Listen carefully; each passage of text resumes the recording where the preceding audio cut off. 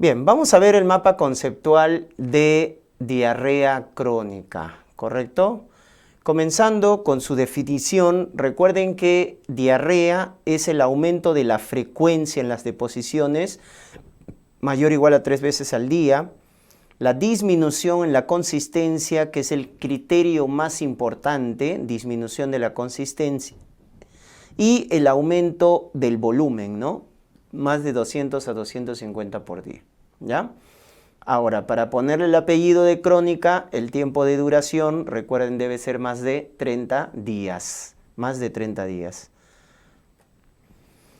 Cuando hablamos de la clasificación, debemos recordar que la forma más frecuente es la diarrea funcional. La forma más frecuente de diarrea crónica es la diarrea funcional, ¿correcto?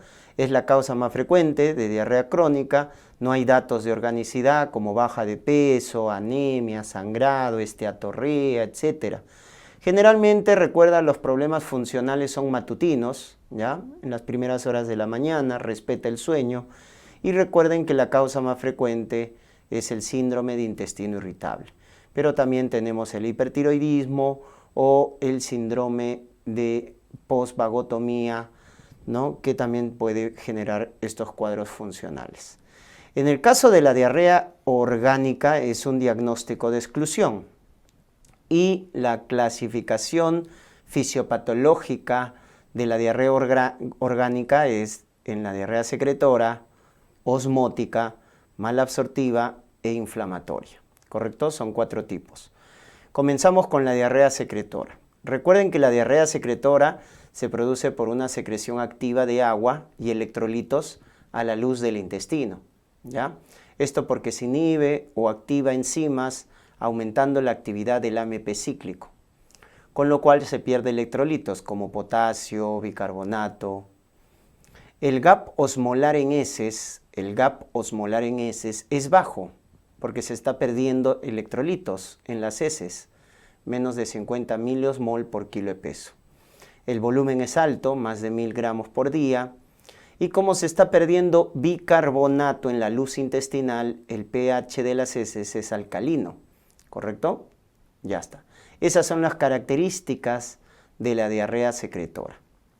¿Quién lo produce? ¿Quién es causa de diarrea crónica secretora? Los tumores gastrointestinales, como por ejemplo el gastrinoma, que produce el síndrome de Solinger-Ellison, que va con hemorragia por úlceras duodenales múltiples y diarrea secretora. El tumor carcinoide, ¿no? Que nos da broncoespasmo, rubicundez facial, diarrea secretora. El bipoma, que nos da hipocalemia severa, el adenoma velloso. Entonces, los tumores son una causa de diarrea crónica secretora. Vamos con la diarrea osmótica. La diarrea osmótica se produce porque hay una malabsorción o ingesta excesiva de sustancias que jalan agua. Entonces, en la luz del intestino va a haber osmolitos efectivos que jalan agua, correcto, a la luz intestinal, provocando diarrea. Acá el gap osmolar en heces es alto, miren, más de 120, el gap osmolar en heces, porque se pierde poco electrolito, entonces sale elevado el gap osmolar en heces. El peso es de 500 a 1000 gramos, no se pierde electrolitos. Acá sí, por el metabolismo bacteriano, se forman sustancias reductoras y el pH en las heces es ácido, ¿correcto? Lactato positivo. Recuerden que la etiología de diarrea crónica osmótica lo da la intolerancia a la lactosa o el uso de laxantes, ¿no? Como la lactulosa. Luego tenemos la diarrea malabsortiva. La malabsortiva, ¿no? Como no se están absorbiendo nutrientes, macronutrientes, etc., hay baja de peso, hay déficit nutricional, anemia ferropénica, megaloblástica, etc. Se pierden grasas en las heces, es un dato característico de la mala absorción, esteatorrea, o alimentos mal digeridos en las heces lientéricas. La causa es por insuficiencia pancreática, ¿no? Recuerden el páncreas que produce gran cantidad de enzimas digestivas, o la enteropatía autoinmune, que es la enfermedad celíaca. ¿Estamos? Muy bien. Y finalmente la diarrea inflamatoria. La diarrea inflamatoria, que es un daño en la mucosa, ¿ya? Con moco, con sangre, con leucocitos en heces, es decir, reacción inflamatoria positiva. El gap osmolar en heces es normal, el peso es poco volumen, ¿ya? Pero hay una reacción inflamatoria. Ahí está la colitis ulcerosa, la colitis isquémica, etc. Acá podemos ver, miren un poco de la fisiopatología. En la diarrea secretora hay una secreción activa de electrolitos y agua a la luz intestinal. En la osmótica hay un osmolito, ¿no? Por ejemplo, la lactulosa o la lactosa que no se digiere jala agua por difusión pasiva, por ósmosis. Y la inflamatoria, recuerden que acá hay mocos, heces, leucocitos en las deposiciones, no mocos, sangre, perdón, leucocitos en las deposiciones, ¿no? Reacción inflamatoria positiva. Vamos con el síndrome de intestino irritable. Recuerden que el síndrome de intestino irritable es la causa más frecuente de diarrea funcional, ¿no? Por lo tanto, es el trastorno gastrointestinal funcional recurrente más frecuente, ¿no? Sin una causa orgánica, porque es un problema funcional. Afecta generalmente a mujeres menores de 50 años, ¿no? Entre un 20 a 50%, ¿ya? En la fisiopatología se ha descubierto alteraciones en la motilidad gastrointestinal, hipersensibilidad visceral, aspectos psicosociales. Las personas o mujeres que tienen problemas psicológicos, psiquiátricos, tienen más riesgo, ¿no? Personas con trastornos afectivos, ansiedad, depresión, etc. Recuerden los criterios de Roma, ¿ya? Criterios de Roma 4, para intestino irritable, un dolor abdominal activo que está al menos en promedio un día a la semana durante los 3 meses anteriores, ¿no? Tiempo de enfermedad 6 meses, es un problema crónico, funcional, donde se altera la frecuencia y la forma de las deposiciones. Un dato característico del intestino irritable es que te van a decir que alterna diarrea con estreñimiento, ¿ya? Cuando hay ciclos de diarrea con estreñimiento, debes pensar en un problema funcional, como intestino irritable. Y el dolor mejora con la defecación. Ese es un dato también importante. ¿Ya? Estos dos datos en los casos clínicos te debe hacer sospechar de intestino irritable, ¿no? Una mujer menor de 50 años con trastornos afectivos, que viene por un cuadro crónico, alterna ciclos de diarrea con estreñimiento, el dolor mejora por la defecación, tienes que pensar en intestino irritable. El tratamiento es dependiendo del síntoma que predomine. Si predomina la diarrea, hay que dar loperamida, que es un opioide antidiarreico, ¿no? El alocetrón, que es un antagonista de los receptores de serotonina, que también disminuye el peristaltismo intestinal. La terapia antibiótica también funciona, rifaximina. En caso de estreñimiento, si predomina, damos fibras, laxantes, o tegacerot, que es un agonista de los receptores 5-HT4, agonista que lo que hace es aumentar el peristaltismo, ¿no? Corrigiendo el estreñimiento, ¿ya? Entonces depende del síntoma que predomine. Y en casos de dolor abdominal, el tratamiento más efectivo en casos de intestino irritable son los antidepresivos tricíclicos. Vamos con colitis pseudomembranosa, que es otra causa de diarrea, ¿ya? Recuerden que la colitis pseudomembranosa es una infección producida por la toxina de Clostridium difficile, que es un bacilo gram positivo anaerobio obligado. Es la causa más frecuente de diarrea nosocomial, de diarrea hospitalaria, ¿ya? Recuerden la colitis pseudomembranosa, ¿no? Y el factor de riesgo más importante, recuerden que es el antecedente de uso de antibióticos de amplio espectro, ¿no? A la cabeza, clindamicina, ¿correcto? A la cabeza. También las cefalosporinas o las quinolonas. Por eso, ¿cuándo vas a sospechar de colitis pseudomembranosa? Cuando te digan un paciente hospitalizado que está utilizando antibióticos de amplio espectro, a la cabeza, clindamicina, y que a los días o a las semanas empieza a tener diarrea, ¿no? Una diarrea propia de la colitis pseudomembranosa. Recuerden que hay dos tipos de toxina, la toxina A, que genera una enterotoxina, la toxina B, que tiene un efecto citopático, ¿no? Más inflamatorio. Entonces, diarrea acuosa, luego inflamatoria, ¿no? Producto de la toxina de Clostridium difficile, ¿ya? Después del consumo de antibióticos de amplio espectro, ¿no? Estando hospitalizado. Confirmamos el diagnóstico con el dosaje de toxina en heces de Clostridium difficile. Tiene alta especificidad. Dosaje de toxina en heces. Y el tratamiento más efectivo es con vancomicina por vía oral. Ese es el tratamiento más efectivo. Una alternativa puede ser metronidazol, pero el más efectivo es vanco. Complicaciones: megacolon tóxico, isquemia, perforación intestinal. Son las complicaciones de la colitis pseudomembranosa. Vamos con la enfermedad de Whipple. La enfermedad de Whipple, recuerden que es una infección. Infección producida por un bacilo gram positivo, que es Troferima whippeli. La tríada clínica, recuerden, es fiebre, diarrea y artritis, ¿correcto? Fiebre, diarrea, artritis. Es una diarrea inflamatoria, diarrea malabsortiva, la que se presenta en la enfermedad de Whipple. Pero el dato característico para que tú sospeches de enfermedad de Whipple es en la biopsia intestinal, cuando te digan la detección de macrófagos espumosos con gránulos Paz positivo. Ese es el dato característico. Macrófagos espumosos con gránulos Paz positivo. Recuerden que el tratamiento es con ceftriaxona, ¿ya?, en las 2 primeras semanas, y luego la terapia de mantenimiento, que es con trimetoprim más sulfametoxazol por vía oral. ¿Correcto? Muy bien. Luego tenemos la enfermedad celíaca. La enfermedad celíaca, recuerden, es una enteropatía autoinmune. Es la intolerancia al gluten, ¿no? Esta proteína que se encuentra en ciertos alimentos como la avena, cebada, centeno, trigo, ¿ya? Entonces, se desencadena una respuesta inmunitaria por el gluten que va a causar daño de la mucosa intestinal.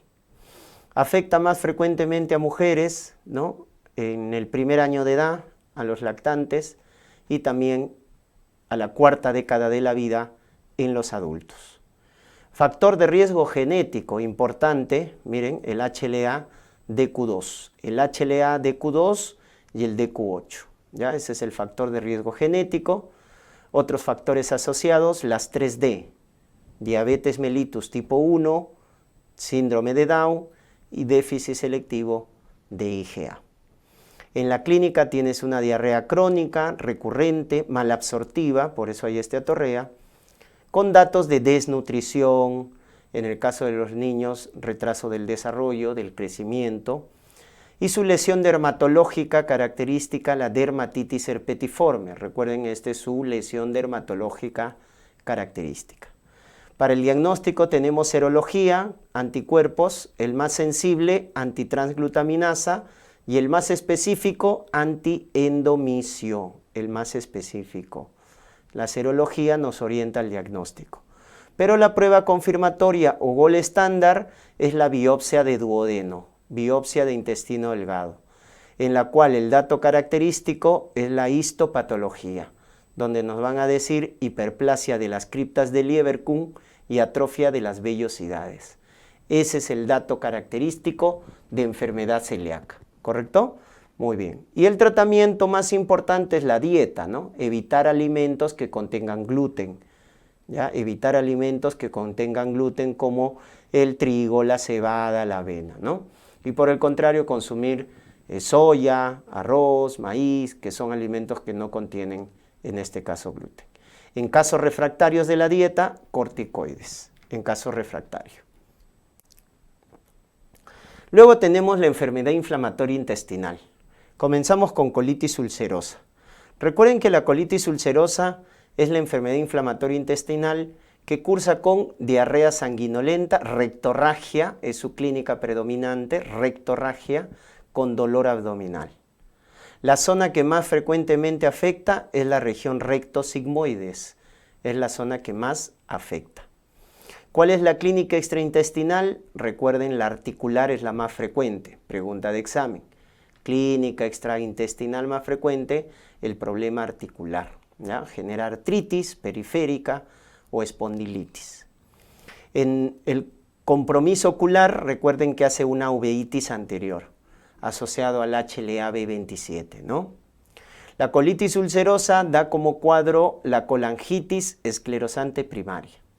De ahí que si tienes un paciente con antecedente de colitis ulcerosa y tiene un patrón de colestasis, debes descartar este problema autoinmune, colangitis esclerosante primaria. Su lesión dermatológica, pioderma gangrenoso. Pioderma gangrenoso. Y como da rectorragia, por el sangrado hay anemia ferropénica. En la serología, lo que lo caracteriza es el anticuerpo ANCA-P positivo. ANCA-P positivo. Pero los datos más característicos los vemos en la colonoscopía. ¿Ya? En la colonoscopía vemos los datos más característicos, como por ejemplo la afectación continua, difusa del colon, generando pancolitis. Pero afecta solo en la pared mucosa y submucosa. Es una afección parcial de la pared intestinal. Y lo característico es que forma pseudopólipos, abscesos crípticos. Cuando te digan pseudopólipos, abscesos crípticos, piensa en colitis ulcerosa. Complicaciones, el megacolon tóxico, ¿no? Que es un cuadro en la cual el colon transverso se dilata bastante, más de 6 centímetros, el paciente tiene fiebre, distensión abdominal y puede llevar a perforación, ¿ya? Puede llevar a perforación. Hay mayor riesgo de cáncer colorectal, también a los 10 años de un paciente con colitis ulcerosa muy activa, hay alto riesgo de cáncer colorectal y también puede producir amiloidosis secundaria. El tratamiento, tenemos en el caso del brote agudo, el tratamiento base, tratamiento de primera línea, son los derivados del 5-ASA, como mesalamina. Ese es el tratamiento de base, ¿no? En un brote leve, agudo. Cuando ya es moderado, damos los corticoides. Primero por vía oral, si no hay respuesta, corticoides por vía endovenosa, o sea, sistémico. Luego también podemos utilizar inmunomoduladores en el brote agudo severo, refractario a corticoides, como la ciclosporina, o la terapia inmunológica, terapia biológica, los bloqueadores del factor de necrosis tumoral alfa, como el adalimumab o infliximab, ¿correcto? Entonces es escalonado el tratamiento en el brote agudo de la colitis ulcerosa. Luego en el tratamiento de mantenimiento, nuevamente tenemos a los derivados de la 5-ASA, ¿ya? Y hay otros inmunomoduladores como la azatropina, mercaptopurina y los agentes biológicos como infliximab, adalimumab y vedolizumab, que es un antagonista de las integrinas. Acá el dato importante, si te estás dando cuenta, es que el fármaco de elección o el fármaco específico para los brotes agudos son los corticoides, ¿no? Porque todo lo demás que se utiliza en el brote agudo también lo puedes utilizar en el mantenimiento. En cambio, el corticoide solo en el brote agudo, no se utiliza para terapia de mantenimiento. Ese es el dato. ¿Cuándo indicamos cirugía? Cuando hay complicaciones agudas severas. El megacolon tóxico refractario a tratamiento. Cuando hay perforación. Cuando hay hemorragia severa no controlada. O cuando hay falla multiorgánica. Estas son las indicaciones para cirugía de urgencia en un cuadro de colitis ulcerosa. Pero también en casos de colitis crónica refractaria. Si hay un paciente que no responde a la terapia de mantenimiento, ¿no?, con agentes biológicos, o no responde a la terapia con corticoides, o es dependiente, córtico-dependiente, en esos casos también, cuando ya no responde al tratamiento médico, farmacológico, inmunomodulador, entonces la cirugía. Cuando hay datos ya de displasia o carcinoma, ¿no?, porque hemos dicho que aumenta el riesgo de cáncer colorectal, ahí también indicamos cirugía. En el caso del megacolon tóxico, que es una complicación que se da en la colitis ulcerosa, también se puede dar en la enfermedad de Crohn, ojo con ese dato, pero es más frecuente de colitis ulcerosa, indicamos cirugía cuando es refractario al tratamiento. Entonces, ¿qué es lo primero que ofrecemos? NPO, nada por vía oral, antibióticos de amplio espectro, ciprofloxacino más metronidazol con corticoides. En caso el paciente no responde a la terapia médica en 24, 48 horas, cirugía. ¿Ya? Cirugía en caso no hay respuesta al tratamiento médico. Vamos con la última enfermedad inflamatoria intestinal, que es la enfermedad de Crohn. El caso de la enfermedad de Crohn, hablamos de una enfermedad inflamatoria intestinal que causa diarrea crónica, dolor o masa en fosa ilíaca derecha y síntomas constitucionales como fiebre, anorexia, baja de peso. ¿Por qué en fosa ilíaca derecha? Porque recuerden que la afectación principal es en la región iliocecal. ¿Qué clínica extraintestinal tiene? Nuevamente la articular es la más frecuente. Artritis, espondilitis. Su compromiso cutáneo es el eritema nodoso, porque afecta a la región ilial, se pierde vitamina B12 y da anemia megaloblástica. Y aumenta el riesgo de colelitiasis como patología biliar, y en el riñón forma el cálculo más frecuente, predispone a cálculos de oxalato de calcio. Su anticuerpo característico es ASCA positivo contra el Saccharomyces, contra la levadura. Y los datos en la endoscopía característico es que la afectación es en parches o en segmentos, afecta las 4 capas, mucosa, submucosa, muscular, serosa, por eso tiene una afectación transmural, diferenciándolo de la colitis ulcerativa, que es todo lo contrario, ¿no? Afectación continua y en la pared solo afecta mucosa y submucosa. Y los datos histopatológicos que te deben hacer sospechar de Crohn es granulomas sin calcium. Formación de granulomas sin calcium para diferenciarlo de tuberculosis digestiva, donde te dicen granulomas con necrosis caseosa. Y unas úlceras superficiales conocidas con el nombre de úlceras aftosas, que da el aspecto en empedrado. Cuando vamos a revisar las complicaciones, en el caso de la enfermedad de Crohn, tenemos estenosis generando obstrucción intestinal, fístulas, sobre todo perianales, o abscesos, ¿no? Enfermedad perianal es característico de la enfermedad de Crohn. El tratamiento para el brote agudo tenemos los corticoides, porque en enfermedad de Crohn los derivados de la 5-ASA, como mesalazina, no tienen buena respuesta. Entonces acá de frente iniciamos con corticoides. Y si no hay respuesta, la terapia biológica, los bloqueadores del factor de necrosis tumoral alfa, adalimumab o infliximab. Para la terapia de mantenimiento utilizamos azatropina, mercaptopurina, podemos usar también acá metotrexate, ¿ya? Y la terapia biológica. ¿Y cuándo indicamos cirugía en enfermedad de Crohn? Cuando falla la terapia médica o el paciente desarrolla complicaciones. Obstrucción, estenosis, absceso, refractario a manejo médico. Claro está.